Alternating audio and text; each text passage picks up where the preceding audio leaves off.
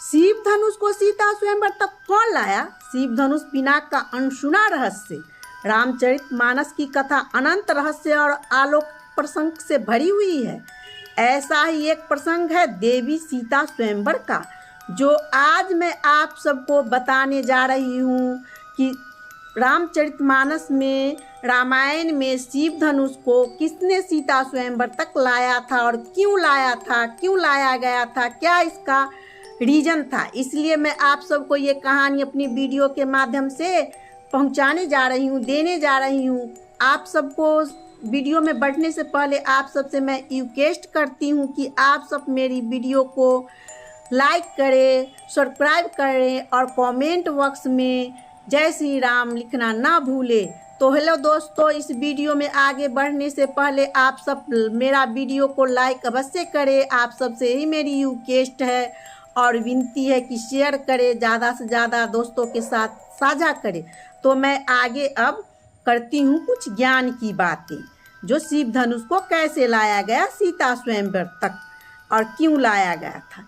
रामचरितमानस की कथा अनंत रहस्य और अलौकिक प्रसंग से भरी हुई है। ऐसे ही एक प्रसंग है देवी सीता स्वयंवर का, जो न केवल भगवान श्री राम के जीवन का महत्वपूर्ण मोड़ था, बल्कि इसमें छिपा है एक ऐसा रहस्य जिसे बहुत कम लोग जानते हैं।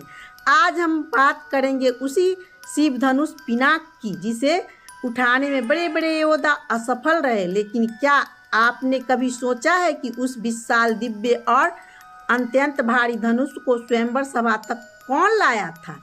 यह रहस्य जुड़ा है स्वयं देवी सीता से। इस कथा की शुरुआत होती है त्रेता युग की उस पुण्य भूमि मिथिला से, जहाँ महाराज जनक राज्य करते थे। एक दिन जब मिथिला में दुर्भिक्ष फैला, तब अकाल पड़ा, सुखाड़ हुआ, तब महाराजा जनक ने धरती जोतने का खुद ही अपने ही संकल्प लिए। उसी समय जब उन्होंने हल चलाया, तब धरती की कोख से एक दिव्य कन्या प्रकट हुई, जिन्हें बाद में सीता नाम मिला। वे स्वयं पृथ्वी की पुत्री थी। बाल्यकाल से ही माता सीता के अंदर अलौकिक शक्ति के संकेत मिलने लगे थे। एक दिन वे खेलते खेलते महल के उस कक्ष में पहुंची, जहां भगवान शिव का दिव्य धनुष पिनाक रखा था। यह वही धनुष था जिसे स्वयं देव शिल्पी विश्वकर्मा ने सृष्टिकर्ता ब्रह्मा के आदेश पर बनाया था। ब्रह्मा जी ने यह धनुष भगवान शिव को प्रदान किया था। कालांतर में यह शिव धनुष राजा जनक के पूर्वजनों को देवताओं द्वारा भेंट स्वरूप में मिला था।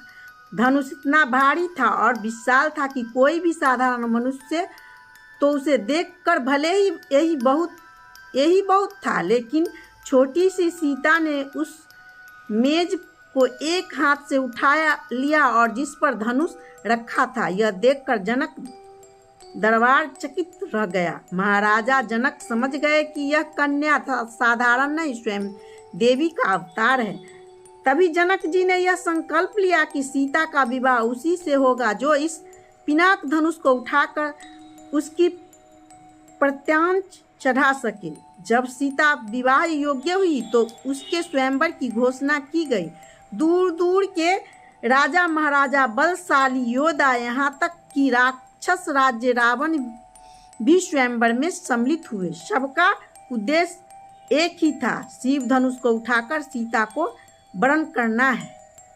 रावण, जो स्वयं को महादेव का परम भक्त मानता था, उसे विश्वास था कि वह इस धनुष पर अधिकार प्राप्त करेगा। लेकिन जब उसने प्रयास किया तो वह धनुष को हिला तक नहीं पाया। सभा में अपमानित होकर रावण वापस लौट गया।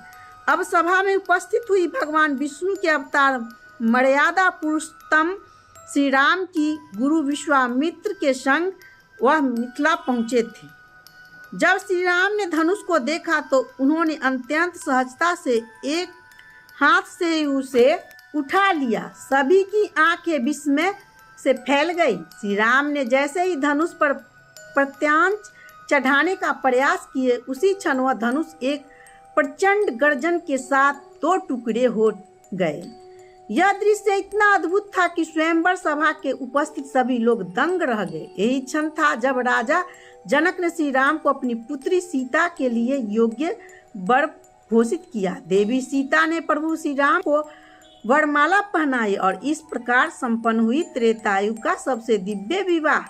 लेकिन इस पूरे प्रसंग में सबसे रहस्यपूर्ण बात यह रही कि स्वयंवर में जिस धनुष को लाने के लिए सभी चिंतित थे, उसे देवी सीता स्वयं सभा में लेकर आई थी।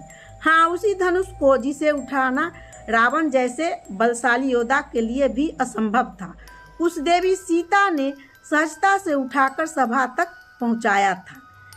यह कथा का केवल एक विवाह प्रसंग नहीं, बल्कि शक्ति और मर्यादा, भक्ति और पुरुषार्थ का अद्वितीय संगम है। सीता और राम की यह कथा आज भी हमारे धर्म, संस्कृति और आदर्श की नींव है। जय श्री राम।